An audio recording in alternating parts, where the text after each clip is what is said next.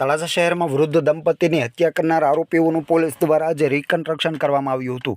ભાવનગર જિલ્લાના તળાજા શહેરમાં 19 એપ્રિલની રાત્રે વૃદ્ધ દંપતીની હત્યા કરવામાં આવી હતી। પોતાના જ પુત્ર અને પુત્રવધૂએ તેમની હત્યા કરેલ હોવાનું પોલીસ તપાસમાં જાણવા મળ્યું હતું। જે તપાસ દરમિયાન વધુ 2 સાગરીતોને પોલીસ દ્વારા ઝડપી લેવામાં આવ્યા છે। આમ કુલ 4 આરોપીઓને પોલીસ દ્વારા ઝડપી લેવામાં આવ્યા છે અને પૂછપરછ માટે કોર્ટ સમક્ષ 7 દિવસના રિમાન્ડ માંગવામાં આવ્યા હતા। ત્યારે કોર્ટ દ્વારા 5 દિવસના રિમાન્ડ મંજૂર કરવામાં આવ્યા છે। ત્યારે આજે પોલીસ દ્વારા ઘટના સ્થળે ઝડપાયેલા આરોપીઓનું રિકન્સ્ટ્રક્શન કરવામાં આવ્યું હતું અને તપાસનો ધમધમાટ હજુ પણ યથાવત રાખ્યો છે।